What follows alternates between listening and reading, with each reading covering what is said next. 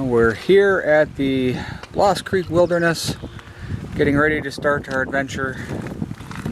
This one will be fairly simple, I think. Look, they even tell us where we are.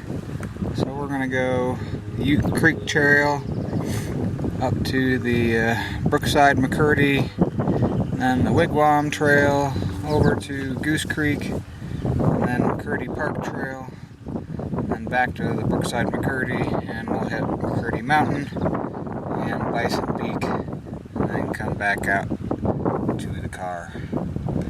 So that is our plan, at least for right now. It is a beautiful morning.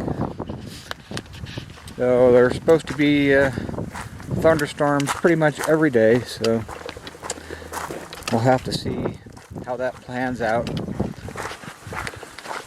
Well, we finally made our way to the junction of Ute Creek with the Brookside McCurdy Trail, and are now heading north down into the Indian Creek drainage.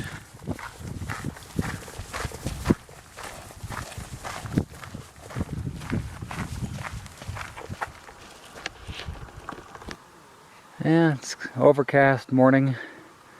Hopefully it'll ease up a bit.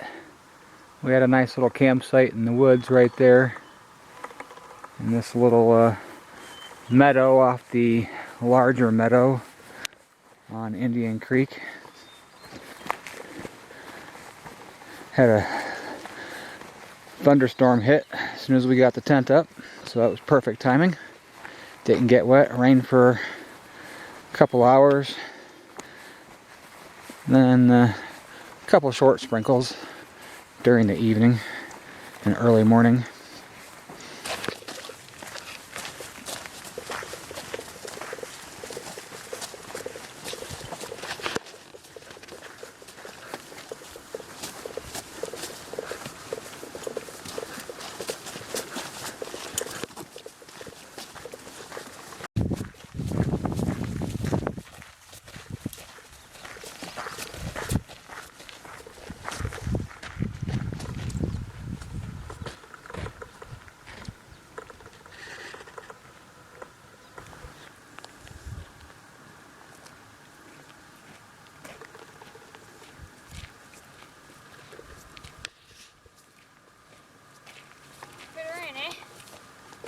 A little bit.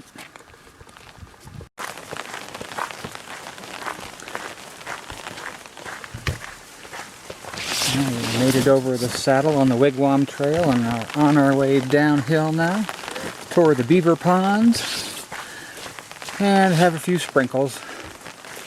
Hopefully it won't keep up too much. Now we made it to the lower beaver dams and Goose Creek Trail that heads off over that way, I guess.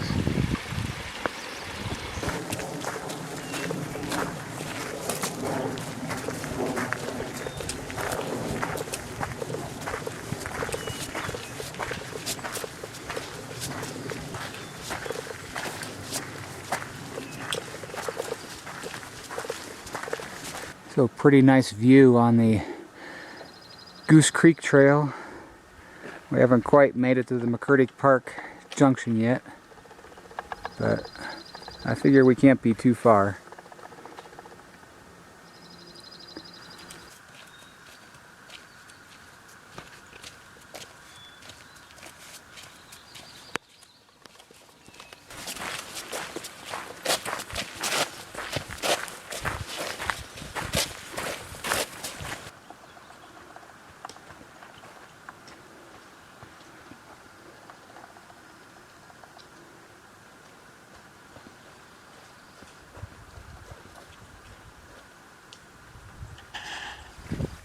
Finally made it to the first cave. Well, first that we've come across. I know there are more than this, but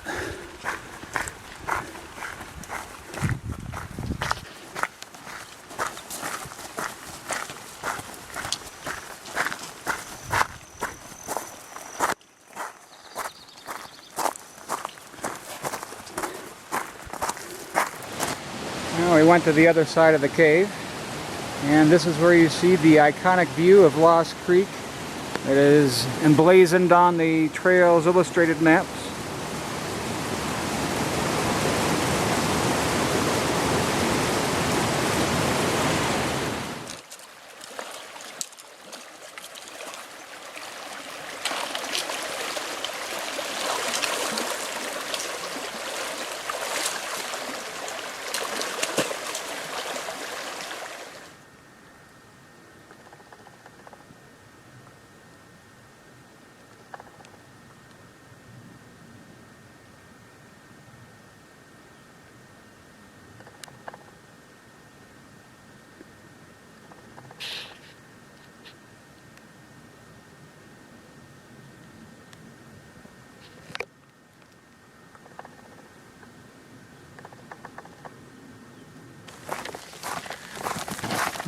Walking along the McCurdy Park Trail, heading south now, going downhill for a while.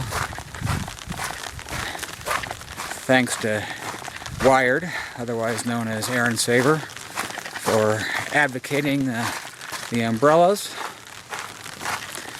Makes it much nicer not to have to wear rain gear, which causes you to overheat, get plenty of ventilation. But hopefully the rain will give out sometime soon.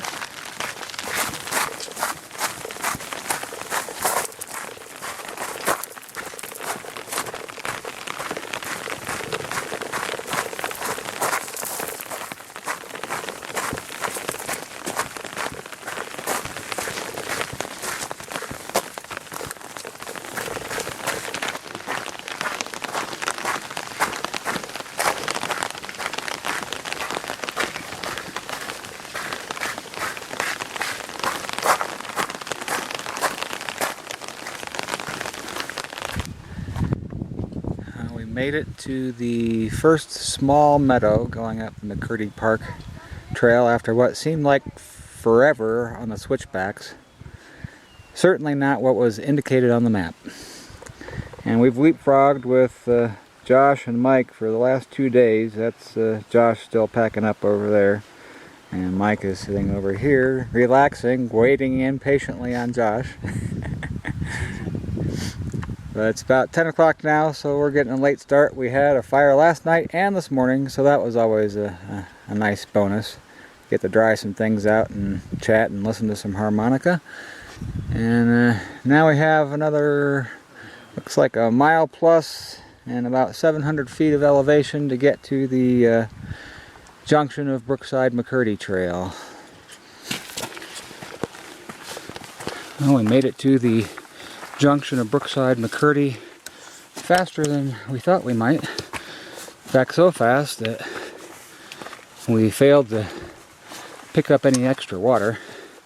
So hopefully we can find some up here on the saddle.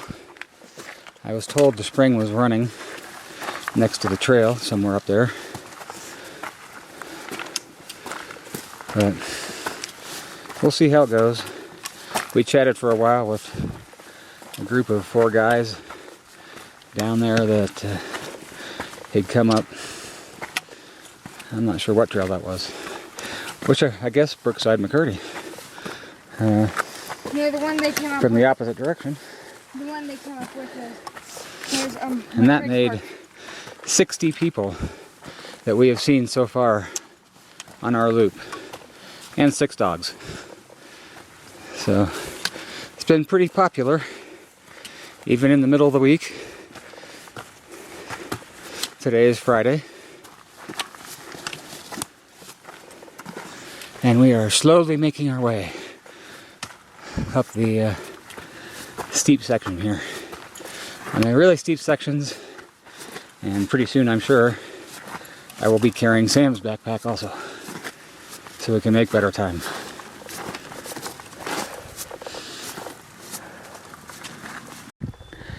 There's McCurdy Park Tower across the valley there. I am honestly surprised people like to climb out here, given how fragile this granite is. And I've never seen granite that breaks apart so easily like this. I would think that would be a real liability when you were trying to insert climbing equipment into cracks and stuff. But we're almost to the top of the little saddle here as we come around McCurdy Mountain. I don't believe that's the summit there, but that's what we can see from here.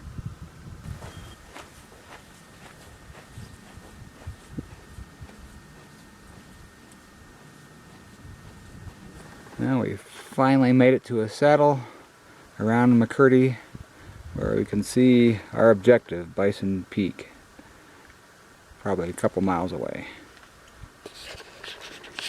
And I noticed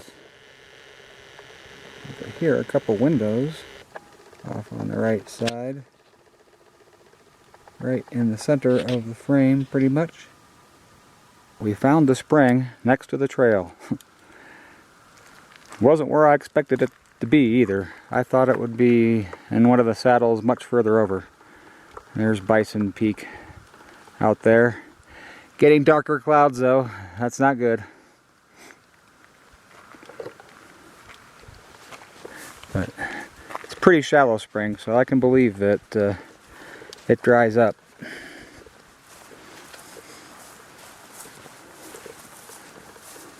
You can see people have added some rocks there to kind of hold a little water back.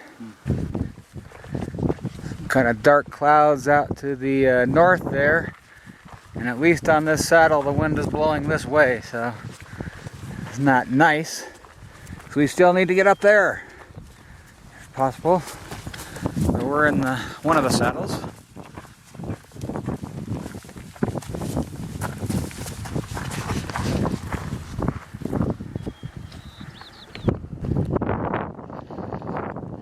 Made it to Bison Peak, or at least the arm of it. But the very foreboding clouds out there are going to prevent me from trying to achieve the summit. So I'm just going to run around and take some pictures. There's a little campsite right over there.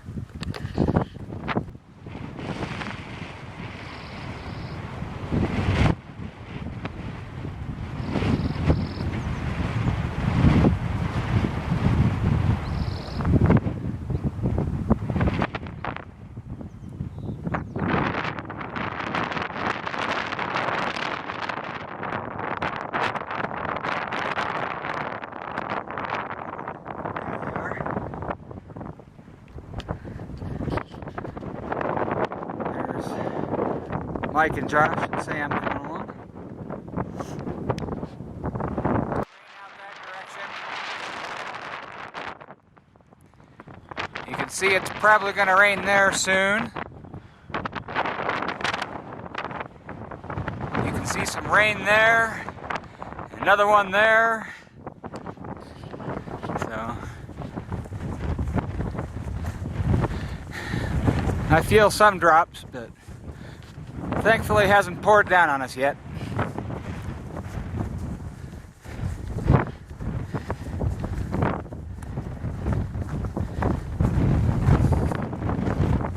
I have to say I had no idea the climb from the Ute Creek connection was so steep. But you can see Brookside McCurdy Trail down there.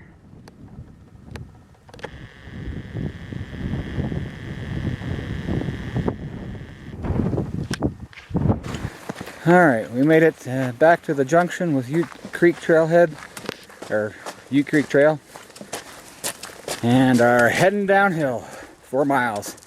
We spent quite a while talking with Mike and Josh there at the junction before they headed the other direction. So we actually got down off the Bison Arm pretty quickly. Of course it's all steep downhill, so hard on the knees. But more steep downhill for Samuel and I, and hopefully just maybe 2-3 hours to make to the car. Well, we made it back to our beautiful mobile sleeping location in just over 2 hours. It was a brutal trail, even downhill, But thankfully my training that I've learned to do in the last several years has paid off, so my knees are not totally killing me. Neither are mine. Neither are Sam's. I praise God that we did not get rained on at all coming down. Remarkably enough, we saw rain clouds. They don't look like rain clouds, but those are rain clouds off to the west and off to the east at various times, everywhere. There is just a little blue sky up there though I don't think that shows up on the video.